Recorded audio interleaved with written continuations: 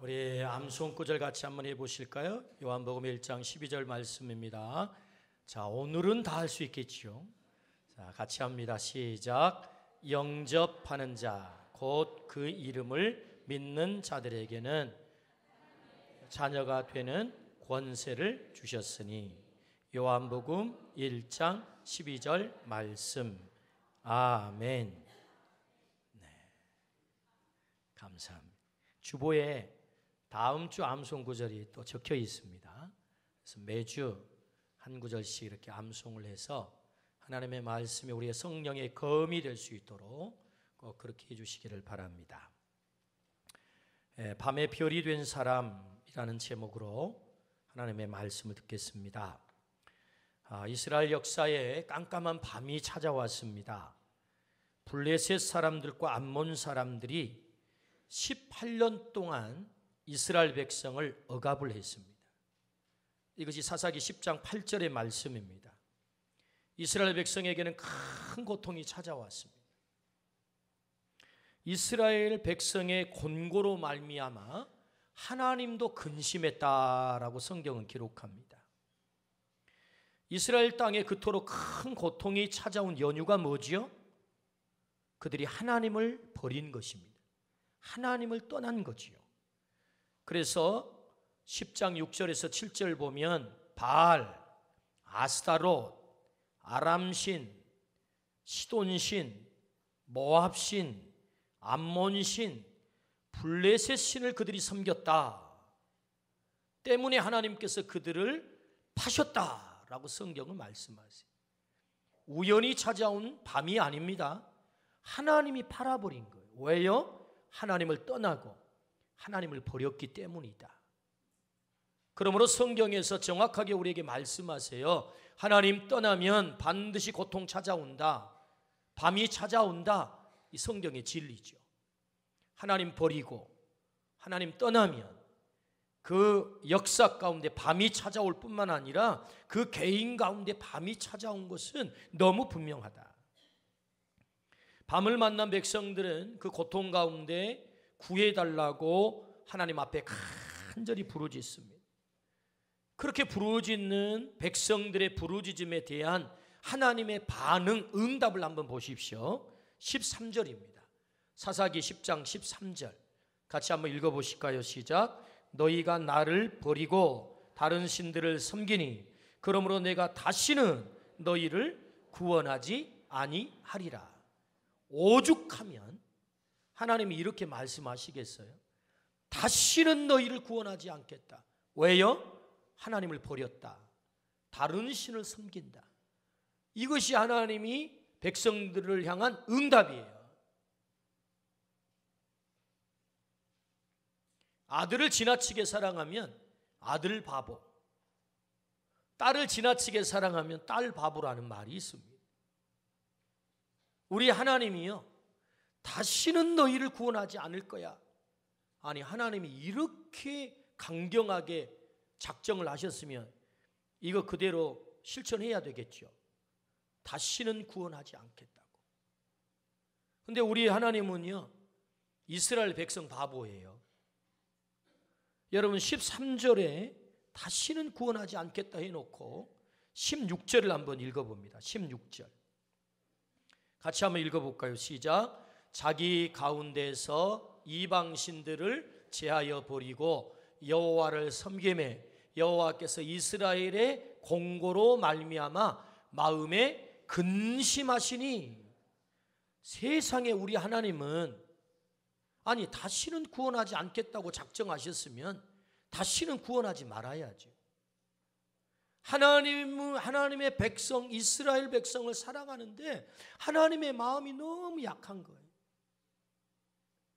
그래서 그 백성들이 이 공고 속에 빠져 있는 것 때문에 하나님이 근심을 해요. 그래서 어떤 사람은 이 놀라운 하나님의 사랑을 발견하고 이름을 붙이기를 천년지혜라고 하는 이름을 붙였어요. 하나님의 사랑이 뭐냐? 무한한 사랑이라는 거예요. 무한한 사랑. 그 백성들이 우상을 제하고 하나님께 돌아오니까 다시는 구원하지 않겠다고 하는 하나님께서 근심하기 시작해요. 이 백성이 고통 가운데 빠졌구나. 어떻게 하면 이 백성을 내가 다시 구원할 수 있을까? 이렇게 근심하기 시작한다는 거예요. 마치 딸 바보, 아들 바보처럼 이스라엘 백성 바보가 되셔가지고 그 백성이 돌아오니까 안 되겠다, 내가 다시는 구원하지 않겠다고 하는 말을 취소하고 내가 이 백성을 건져야 되겠다.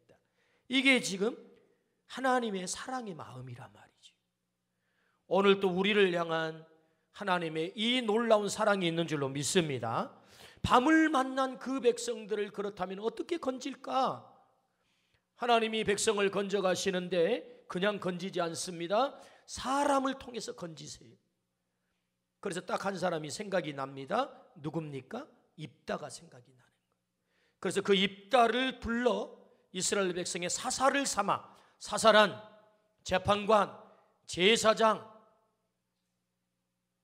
그리고 지도자, 이게 사사예요. 오늘날로 말하면 대통령과 같은 존재란 말이죠. 이스라엘의 최종적 리더의 자리에 입다를 불러 그 백성을 건지는, 그 백성을 사랑하는 하나님의 사랑이 입다를 통해서 나타나는 거지요. 그래서 입다는 백성들이 밤을 만났을 때 그 백성을 건지는 별과 같은 존재가 됩니다. 밤에 별이 된 사람 누구요? 입다예요. 왜 하나님께서 이 말씀을 오늘 우리에게 듣게 하실까요? 빵님, 너는 세상의 빛이니 세상을 밝히라라고 우리에게 말씀하세요. 우리는 금년 연초부터 지금까지 우리가 어떻게 하나님의 빛으로 쓰임받을 수 있을까를 말씀을 듣고 있습니다. 그러므로 오늘 또 입다를 통해서 오늘 우리가 어떻게 밤과 같은 세상을 살아갈 때 우리가 별처럼 길을 잃고 방황하는 사람들에게 여기 길이 있습니다라고 밤 하늘에 반짝반짝 빛나는 별로 쓰임받을 수 있을까라고 우리에게 말씀을 들려주시는 거죠. 오늘 우리 모두가 밤하늘의 별처럼 빛나는, 그렇게 쓰임받는 빛이 되기를 주의 이름으로 축원합니다. 그렇다면 여러분이 입다는 도대체 어떤 사람이었기에 밤하늘의 별처럼 빛나는 존재가 됐을까요? 그 첫 번째는요, 환경을 핑계대지 않는 사람이에요. 환경을 핑계대지 않는 사람이었다. 오늘 본문 1절부터 3절 말씀을 같이 한번 읽어보시겠습니다. 한 목소리로 읽습니다. 길르앗 사람 입다는 큰 용사였으니 기생이 길르앗에게서 낳은 아들이었고 길르앗의 아내도 그의 아들들을 낳았더라. 그 아내의 아들들이 자라매 입다를 쫓아내며 그에게 이르되 너는 다른 여인의 자식이니 우리 아버지의 집에서 기업을 잊지 못하리라 한지라. 이에 입다가 그의 형제들을 피하여 돕 땅에 거주하매 잡류가 그에게로 모여와서 그와 함께 출입하였더라. 아멘. 오늘 이 본문에는 입다라는 인물을 소개하고 있는데요, 입다가 어떤 인물입니까? 아버지가 길르앗이대요. 그는 큰 용사였대요. 그런데 놀라운 것은 그는 기생의 아들이었다.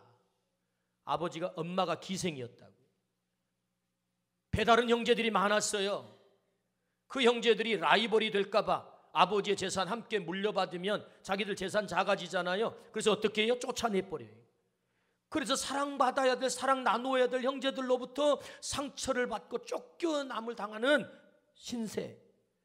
그래서 도망쳐 돕 땅에 거주할 수밖에 없는 존재. 돕 땅에 피했더니 잡류들이 왔다 갔다 해요. 정리해보면 한마디로 참으로 불행한 환경을 가진 사람, 참으로 불행한 환경을 가진 사람. 그런데 놀랍게도 성경은 어디에도 이 입다가 환경을 핑계대고 인생을 아무렇게 살았다, 팔자 타령을 하며 살았다, 그런 흔적이 없어요.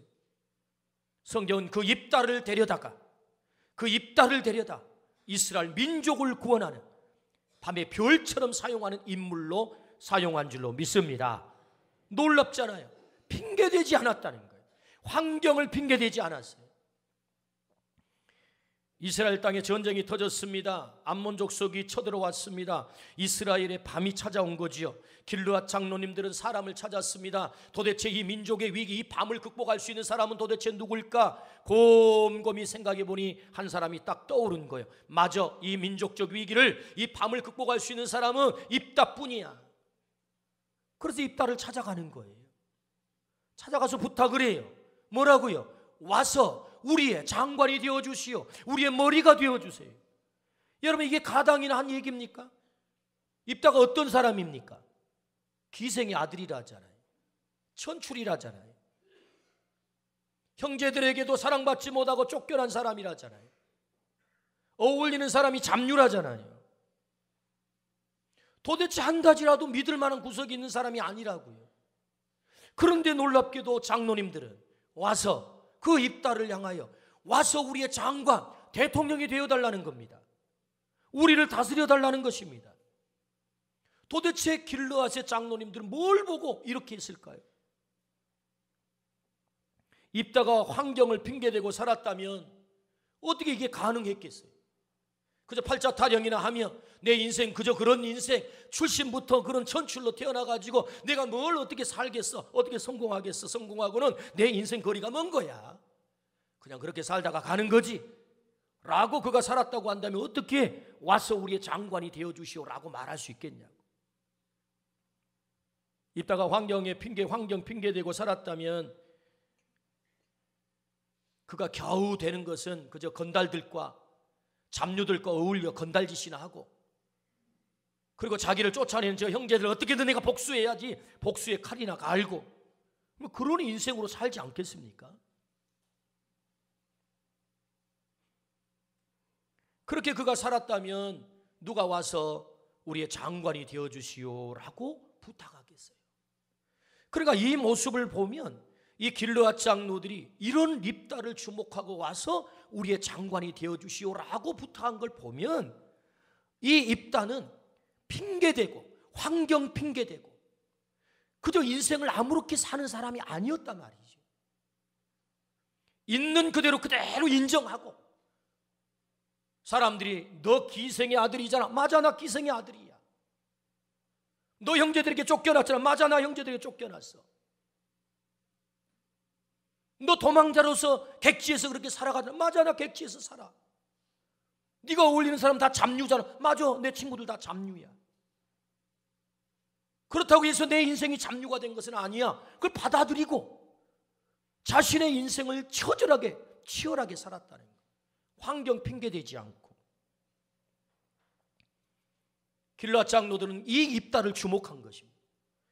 저놈은 보니까 분명히 그저 인생 아무렇게 그렇게 살아가야 될 놈인데 어떻게 저렇게 살아가지? 어떻게 저 잡류들을 모아가지고 우두머리가 되어서 저들을 완전히 변화시켜서 살아가지? 저쯤 되면 우리 민족의 우두머리 돼도 손색이 없겠다, 이렇게 된 거죠. 환경을 핑계대지 않았다고요. 오늘 우리에게도 핑계대고 싶은 환경이 많습니다. 오늘 내가 이렇게 살아갈 수밖에 없는 것은 부모를 잘못 만났기 때문이야. 형제들이 나를 가만두지 않았기 때문이야. 그 형제들이 나를 어렸을 때 상처를 많이 주었어. 내게 상처를 준 사람이 한두 사람이야? 잡류와 같은 못된 친구들을 만났기 때문이야. 나랑 맞지도 않는 그 인간 때문이야.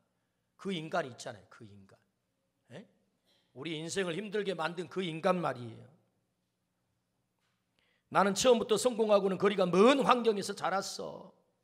사람들은 끊임없이 이렇게 환경에 핑계대고 싶어 하세요. 이게 일반적인 사람들의 자세요, 태도죠. 내가 이렇게 살아갈 수밖에 없는 것은 내 팔자 속아니고 내 사주 속아니고 내 운명이야. 그러면서 팔자 타령하며 삽니다.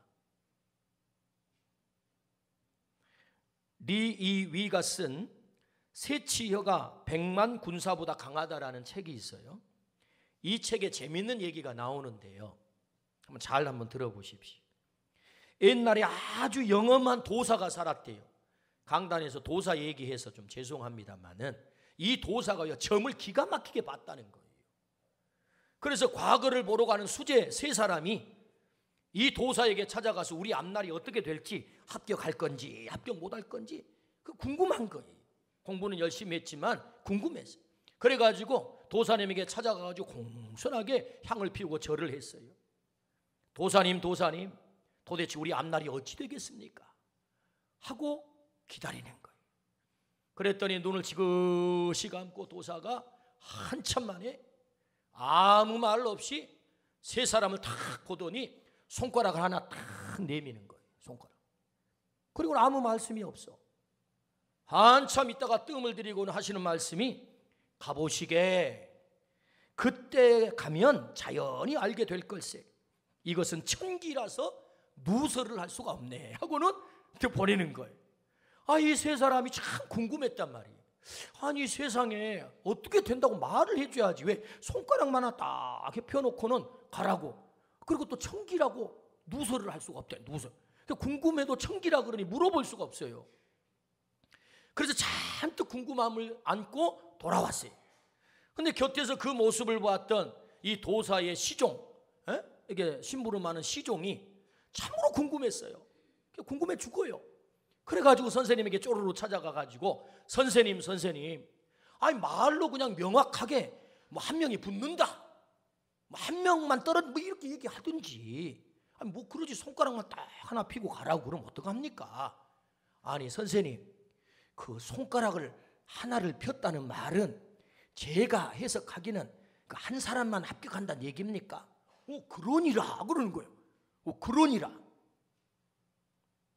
그러자 이 시종이, 아니 그러다가 선생님 2명 합격하면 어쩌려고 그랬습니까? 그랬더니 2명 합격하면 1명은 안 됐다는 얘기니라 그러는 거예요. 또 이거 잘 보세요. 아니 선생님, 그러면 세 사람이 다 합격했으면 어쩔 뻔했습니까? 그거야 한 사람도 안 떨어졌다는 얘기다. 손가락을 딱 하나 펴놓고 하는 말이, 그 해석을 하는데 한 사람만 붙었단 얘기다, 한 사람만 떨어졌단 얘기다, 한 사람도 떨어지지 않았단 얘기다. 도대체 이게 뭐예요? 그러자 이 시종이 무릎을 탁 치면서, 야 그게 천기였군요. 그러니라. 여러분, 손가락을 하나 폈는데 해석이 각기 달라요. 뭘 얘기해요? 네 속에 답이 있다는 얘기. 이 도사가 가르쳐주는 것은 네 속에 답이 있다. 만약에 이 3명의 수재가 와서 손가락 하나를 탁 핀 걸 보고 세 사람이 똑같이 봤잖아요. 이 셋 가운데 나 한 사람만 합격한다고 얘기했구나, 이렇게 해석한 사람도 있을 것이고, 어떤 사람은 나 혼자만 떨어졌다고 말하는 거구나, 이렇게 생각할 수 있을 거예요. 똑같은 것을, 똑같은 환경을 보고 똑같은 것을 보고 다르게 해석을 한다는 거예요.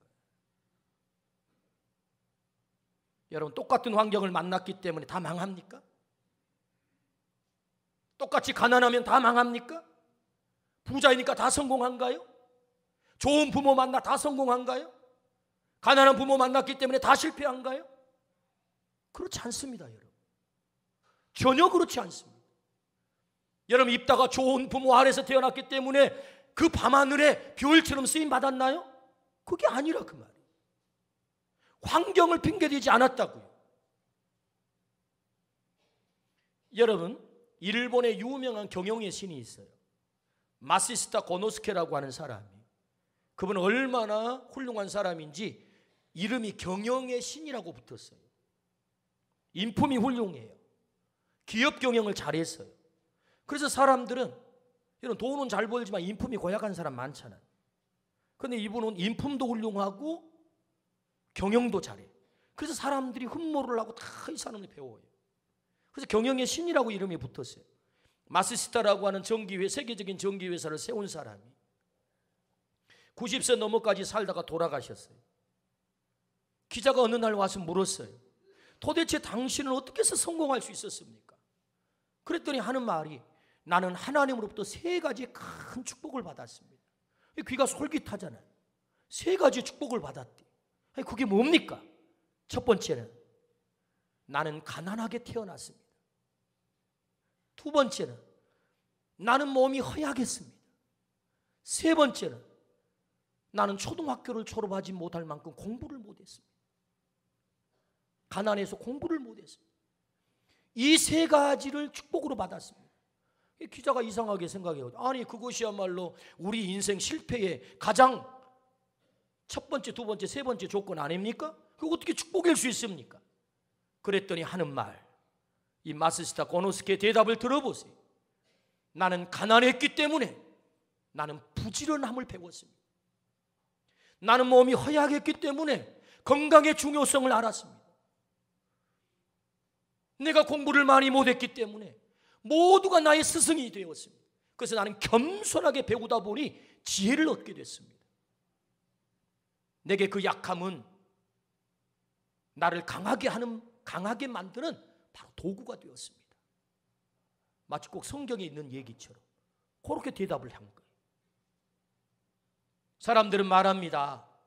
나는 가난하게 태어났기 때문에, 나는 건강하지 못해서, 나는 공부를 많이 못했기 때문에 나는 이렇게 살아갈 수밖에 없었노라고 환경의 핑계를 찾습니다. 그래서 오늘 많은 젊은이들이 흙수저 타령을 합니다. 예, 흙수저가 있지요. 금수저도 있고요.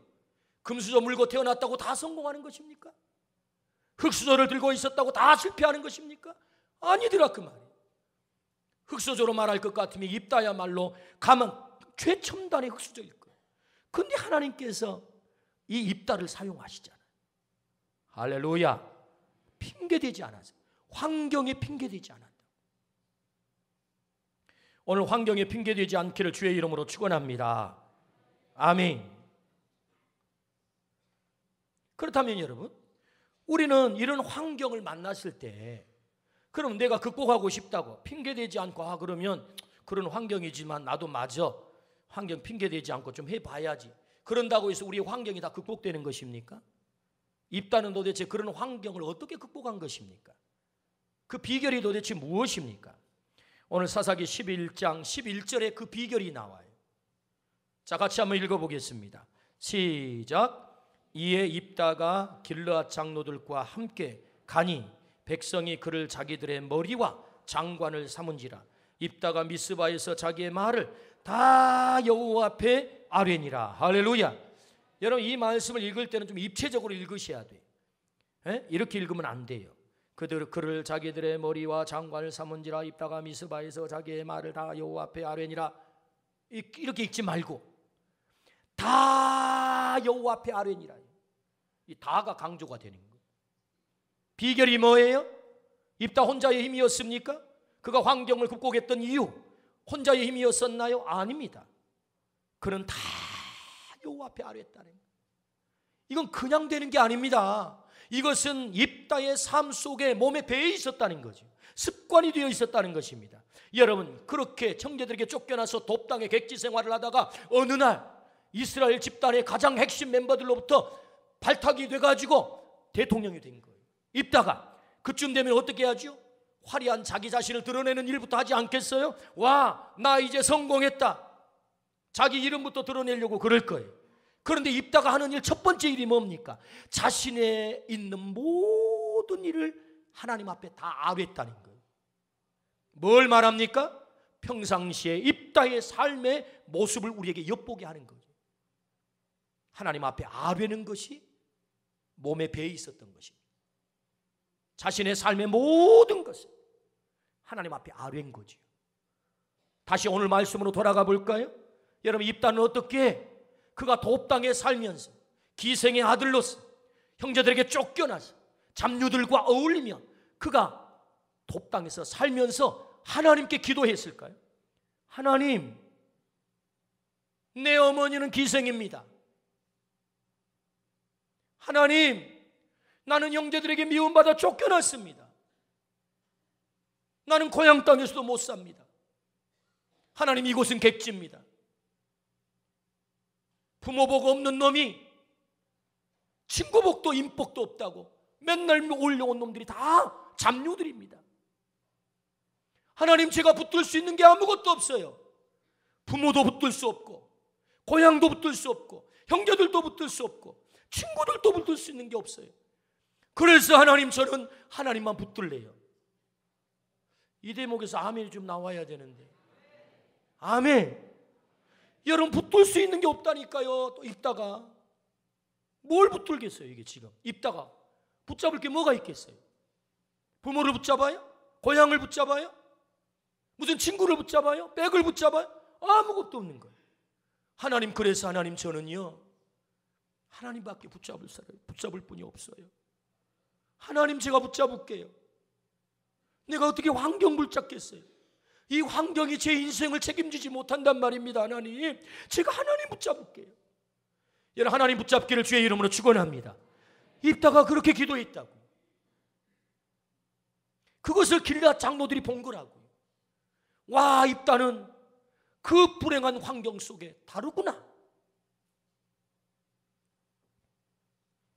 하나님 붙잡기를 주의 이름으로 축원합니다. 하나님 붙잡아서 환경 핑계대지 않고 어떻게 우리가 환경을 극복할 수 있습니까? 우리에게 불행한 환경이 있죠. 지난날에 잊고 싶은데 도저히 잊혀지지 않는 과거의 아픈 말이에요. 그런 상처들 말이에요. 그런데 여러분, 언제까지 그 과거에 우리가 매여서 그 핑계대고 우리 인생 아무렇게 그냥 그렇게 팔자 타령하면서 살아야 되겠습니까? 하나님 그거 잊어버리래. 그거 붙들고 있지 말고 하나님 붙들래. 여러분, 주님 붙들기를 주의 이름으로 축원합니다. 다 하나님께 아뢰더라. 이게 성경이잖아. 입다의 모습 뭐지요? 하나님께 다 아뢰었다는 거예요. 그럴 때 하나님은 입다를 주목하세요. 길르앗 장로들이 입다를 주목하세요. 당신이야말로 우리의 대통령이 될 자격이 됩니다. 와서 우리의 머리가 되어주세요. 이스라엘 민족을 밤에서 건져내는 별이 된 줄로 믿습니다. 환경 핑계대지 않았어요. 여러분, 환경 핑계대는 대신에 하나님을 붙잡기를 축복합니다. 정말 그런 환경이 주어졌다면 하나님께서 나를 하나님만 붙들려고 하는 사인이구나. 내 삶에 붙들 수 있는 환경이 하나도 없다면 하나님만 붙들려고 하는 하나님의 사인이구나. 그렇게 믿으시고 하나님 붙드시기를 축복합니다. 두 번째는요, 신앙의 정체성을 지킨 사람입니다. 어떻게 입다가 별로 쓰임을 받았느냐? 신앙의 정체성을 지킨 사람이었다. 3절 같이 한번 읽어봅시다. 시작. 이에 입다가 그의 형제들을 피하여 돕당에 거주하며 잡류가 그에게로 모여와서 그와 함께 출입하였더라. 아멘. 잡류가 등장을 해요. 잡류는 아나심 레킴이라고 하는 히브리어로 쓰는데 그 뜻이 뭐냐니까 윤리적으로 무가치한 사람들 혹은 일정한 직업도 없이 떠도는 불량배들, 그게 잡류래요. 요새 말하면 깡패들이에요. 깡패들, 못된 놈들이에요. 조폭들이에요, 이놈들이. 그래가지고 어디 길르앗에서 돕당으로 어느 놈이 형제들에게 쫓겨서 왔단다. 그러니까 호구대가 멀쩡해. 와, 그놈 데려다가 우리 꼬붕시키면 좋겠다 하고는 이제 잡류들이 찾아온 거지. 어떻게 좀 해보려고. 그럼 맨날 출입을 하는 거예요. 같이 어울려요.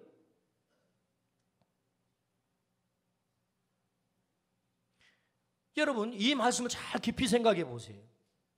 자, 이렇게 잡류들이 찾아와가지고 이 잡류들이 이제 처음에 이제 힘겨루기 하잖아. 남자들 보통 만나면 힘겨루기 하잖아요. 누가 이제 대장할 거냐 이래요. 그래가지고 이제 입다가 소설을 한번 써보면은 이제 뭐 왔다 그러니까 야, 너 힘 얼마나 세냐, 네 주먹 얼마나 세냐, 이제 조폭들이 한번 대결을 했겠죠. 그래가지고 이제 입다가 힘이 세요. 큰 용사라 그러잖아요. 힘이 세. 그래가지고 이제 조폭 두목이 된 거예요. 그래가지고 휘하에 탁 부하들을 거느리고 어깨가 돼가지고 그래가지고 이 조폭 두목이 됐는데 꼬봉들이 말을 너무너무 잘 들어. 이 모습을 본 길르앗 장로들이 와, 우리 입다가 저 돕당에 갔더니 조폭 두목이 됐단다. 저 조폭 두목을 데려다가 우리 머리를 삼아가지고 이 민족의 위기를 건지게 한번 해볼까? 라고 조폭 두목에게 그걸 부탁을 했다면 그 부탁을 한 놈들이 미친놈이죠. 아니, 생각을 해봐요. 조폭 두목한테 당신이 대통령 자격이 있습니다. 와서 우리 대통령 되어주세요. 그렇게 한다면 이게 말이 됩니까, 이게 지금? 그럼 이 얘기가 무슨 얘기입니까 도대체? 잡류가 와가지고 어울렸는데 그 잡류와 어울리는 입다를 데려다가 우리의 장관, 우리의 머리가 되어주시오 했던 얘기가 뭐예요? 이 말씀을 깊이 들어가 보면 이런 것입니다. 입다가 돕당에 왔어요. 깡패들이 와요. 불량배들이 와요. 그런데 여러분, 함께 어울리자고 해요. 그런데 이 입다가 중심이 딱 서 있는 것입니다.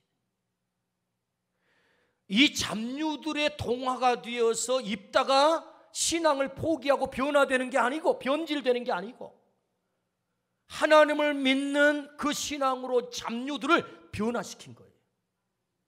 그래서 입다가 두목이 되어가지고 이 잡류들을 변화시켜서 다 컨트롤하는 걸 보니 장로들이 딱 눈에 든 거예요. 와, 저런 조폭 집단도 변화시켜서 그들을 사람 만든 걸 보니 우리 민족의 지도자가 될 수 있겠구나. 이걸 길르앗 장로들이 본 거죠. 저런 분이라면 우리의 머리가 돼도 괜찮겠어. 다시 말하면 신앙의 정체성을 잊지 않았다고. 신앙의 아이덴티티, 하나님을 믿는 사람으로, 예수님 믿는 사람으로, 아무리 세상이 혼탁하고 아무리 세상이 더럽고 함께 어울리는 사람들이 형편없는 사람이라 할지라도 그 사람에 의해서 내가 변질되는 것이 아니라 나의 거룩함으로 그 사람들을 변화시키는 그 모습, 신앙의 정체성.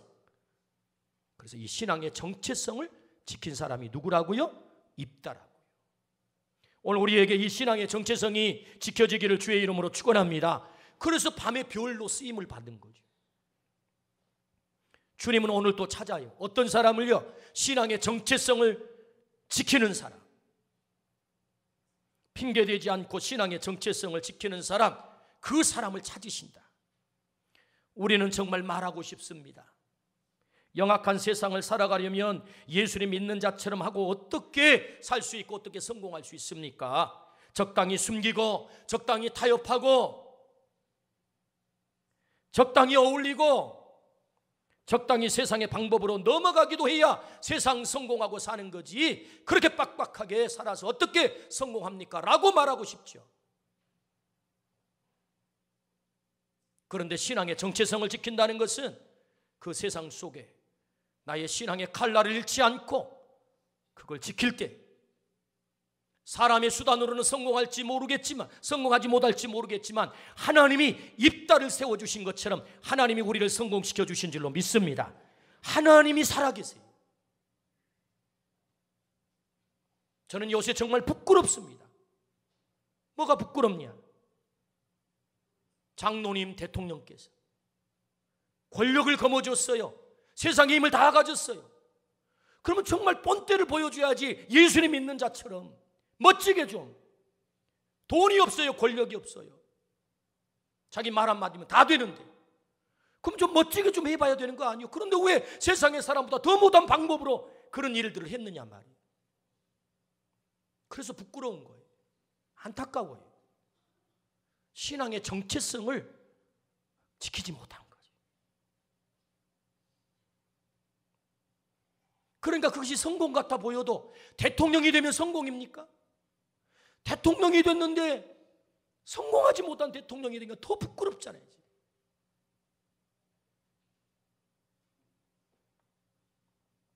적당히 타협하고 적당히 넘어가고 내가 예수 믿는 자처럼, 하나님 믿는 자처럼 살아야 되는데 그렇게 살지 못하니까 오히려 세상에 어둠을 더하는 결과를 초래해서 부끄럽게 됐단 말이에요. 부끄럽게.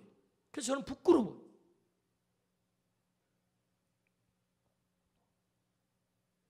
여러분, 입다가 발탁이 된 것은요, 신앙의 정체성을 지켰어요. 아무리 잡류들이 어울려와도, 객지 땅에서 어려운 환경 속에 살아도 내가 하나님의 사람이야. 내가 이 신앙을 포기할 수 없어. 이 칼날을 놓칠 수 없어. 여러분, 세상 속에 아무리 세상이 혼탁하고 어두워도 이 신앙의 칼날을 세상 속에 잃지 않기를 주의 이름으로 축원합니다. 우리가 하나님의 아들답게, 하나님의 딸답게, 내가 예수님 믿는 자처럼 당당하게 커밍아웃하고 나 예수님 믿는 사람입니다라고, 너희는 세상의 빛이니 주님이 말씀한 것처럼 우리가 그렇게 사시기를 주의 이름으로 축원합니다. 왜요? 하나님이 그런 사람을 주목한다잖아요. 그런 사람을 쓴다잖아요. 바벨론 나라가 망했습니다. 포로로 다 끌려갑니다. 포로로 끌려가 노예로 살아야 돼요. 근데 참으로 다행스러운 것은 4명의 청년이 발탁이 됐어요. 왕궁에서 관리로 사용하기 위해서, 오늘날로 말하면 청와대에서 일하는 사람들로 발탁하기 위해서, 쓰기 위해서 3년 동안 훈련의 계획을 가졌어요. 그래가지고 4명의 사람이 훈련을 받기 시작하는데 딱 음식이 나오는데요, 산의 진미가 나오는 왕이 내린 음식, 얼마나 맛있는 음식이겠어요. 근데 딱 보니까 그 먹으면 안 되는 음식들이 있는 거예요. 성경 말씀에 먹으면 안 되는 음식이 있어요. 그래서 도저히 먹을 수가 없어. 그래서 황관장, 당시에 관리하는 사람에게 부탁을 해요. 10일 동안만 우리를 좀 테스트해 주십시오. 왕이 내린 음식이지만 이 가운데는 우리가 먹어서는 안 되는 것이 있으니 제발 부탁을 좀 드립니다. 이거 먹지 않게 해주시고 우리는 채식만 하겠습니다. 그래? 그럼 10일 동안 테스트하면. 그래가지고 10일 동안 음식을 먹지 않고 채식만 해요. 근데 놀라운 것은 얼굴이 더 반짝반짝 빛나는 거예요. 그래서 3년 동안 훈련을 받으면서 그 음식을, 왕이 내린 음식을 먹지 않고 자신들의 몸을 정결하게 유지하기 위해서, 이 무슨 얘기? 왕이 내리는 음식을 왜 안 먹는다고요? 하나님의 말씀에 먹지 말라고 하는 것이 있어서, 하나님의 백성으로 자신의 몸을 더럽히는 것이 있어서, 우상의 제물이 있어서. 그래서 신앙의 칼날을 지키기 위해서, 신앙의 정체성을 지키기 위해서 손해가 돼도 그걸 부탁을 했던 거죠. 그래서 안 먹었어요. 3년이 지났어요. 근데 놀라운 일이 벌어진 거예요. 3년이 지나 교육이 딱 끝났을 때 그 바벨론에 정말 지혜 있다고 하는 박수들을 딱 불러다가 이 지혜 대결을 하는데 놀랍게도 10배나 더 지혜가 있는 거예요. 그래서 여러분, 마침내 하나님은 다니엘을 총리까지 올려줘요. 총리의 자리까지 여러분, 하나님이 올려주신 줄로 믿습니다. 자신의 신앙의 정체성을 지키면 살아남지 못할 것 같은 위기가 있긴 해요. 왕에게 충성한 사람을 관리를 바탕에 하는 신하를 훈련시키는 교육인데 왕의 음식을 안 먹는다는 얘기는 뭐예요? 왕에게 충성을 안 한다, 그렇게 벌써 선입관이 들겠잖아요. 그럼 그 사람들 어떻게 사용하겠어요? 그런데 하나님이 높이니까 총리까지 간단 말이죠. 할렐루야. 그렇습니다. 신앙의 정체성을 지켰다고. 제주관 여객선을 운영하는 회사 부사장이 있었습니다. 회사가 어려워졌어요. 그래서 사장님께서 어디서 귀동냥을 해가지고 들어와가지고는, 아이고 회사가 어려우니까 좀 회사 잘 되게 하려고 고사를 지내면 잘 된단다. 고사. 그래가지고 돼지 머리를 확 이렇게 걸게 차려놓고는 이제 절을 하는 거예요. 고사를 지내. 그럴 때 보면 막 돼지 코에다가 뭐 파란 이파리도 꽂고 그러잖아요. 그래가지고 이제 사람들이 절을 하는데 사장님부터 다 넙죽 절을 하고, 그 다음에 차례가 누구겠어요? 부사장님 차례. 부사장님 회사 잘 되기 위해서 절하십시오. 사장님이 이렇게 말하면 해야 되잖아요. 근데 이 부사장 예수님을 잘 믿는 사람이에요. 난감하게 됐어요. 절할 수는 없고. 그래서 사장님께 아주 공손하게, 사장님 저는 하나님 믿는 사람으로 절할 수는 없습니다. 대신 제가 믿는 하나님께 정말 회사를 위해서 정말 기도하겠습니다. 그러니 한 번만 이해해 주십시오라고 부탁을 하는데 사장님 얼굴이 울그락불그락 화가 났어요. 아니 회사 잘 되게 한다는데 절 한 번 그거 못한단 말이요? 그러려면 사표 내시오 이래버려요. 그거 어떻게 사표 내라는 말이, 절은 할 수 없고. 그래서 정중하게, 사장님 제가 절하지 않는 것으로 사표를 내야 된다면 제가 사표를 내겠습니다 하고 사표를 내서 백수가 돼버렸어요. 여러분, 신앙의 정체성을 지키다가 어려움 옵니다. 사표 내야 될 때가 와요. 백수가 됐다니까요. 그래가지고 회사가 점점점 어려워져가지고 진짜 부도가 나버렸어요, 회사가. 그리고 채권자들이 모여가지고 이제 회의를 했어요. 이 회사를 살리긴 살려야 되겠는데 누구한테 이 회사를 인수시켜가지고 이 회사를 경영하면 회사가 살아날까 하고 국리 회의를 하다가 딱 한 사람이 생각이 났어요. 누가 생각났겠어요? 어떻게 정답을 잘 알아요? 그 부사장이 생각난 거예요. 그 부사장한테 맡기면 이 회사가 되겠다. 그래서 정말로 이 부사장한테 이 회사를 맡긴 거예요, 사장님으로. 그래가지고 그 회사를 경영하기 시작했는데 마치 그 타이밍에 서해안 고속도로가 뚫린 거예요. 물동량이 막 많아지기 시작해요. 목포에서 제주관이 배가 다니니까. 그래가지고 회사가 점점 살아나기 시작해가지고 그 회사에 흑자가 나면서 이 사장님께서 점점 지분을 인수해가지고 그 회사를 전부 인수를 하게 됐어요. 그래가지고 200억이 넘는 큰 배도 사왔어요. 제주 시월드 고속회리라고 하는 회사. 여러분 이름 들어보셨어요? 제주도 가려면 목포에서 시월드 고속회리라고 하는 배를 타고, 큰 배를 타고 가요. 2만 톤이 넘는 배예요, 그 배. 그래서 여러분 회사가 얼마나 번창하고 잘 되게 됐는지. 그 회장님이 누구시냐? 양동 제일교회 장로님이신 이혁영 장로님이세요. 얼마나 목포에서 덕을 많이 쌓았고, 경상도 분이신데 목포에서 덕을 많이 쌓았고 칭찬을 받는지. 우리가 신앙의 정체성을 지키다 보면 때로 손해가 올 수 있습니다. 그런데 여러분, 하나님이 가만두지 않는다고요. 입다를 하나님이 어떻게 사용하세요? 신앙의 정체성을 지켰어요. 어려움 가운데서도. 그럴 때 하나님은 입다를 사용하세요. 너는 내 민족을 구원할 수 있는 자야. 할렐루야. 우리가 어떤 세상의 어려운 자리에서도 신앙의 정체성을 지키기를 주의 이름으로 축원합니다. 사람들은 말합니다. 밤과 같이 되었다고, 세상이 어두워졌다고, 길이 보이지 않는다고. 때문에 하나님은 그 깜깜한 밤에 별을 찾으세요. 별로 사용하여 그들에게 길을 보여주기 위해서. 어떤 사람이 밤에 별로 쓰임을 받습니까?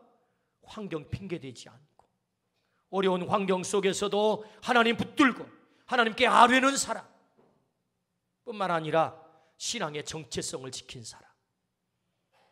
나는 하나님만 붙들겠습니다. 오늘도 하나님이 살아계십니다. 내게 어려움이 찾아와도 나는 하나님만 붙들겠습니다. 이 신앙의 정체성을 지켜 오늘 또 찾으시는 그 아름다운 별이 되기를 주의 이름으로 축원합니다. 기도하십시다.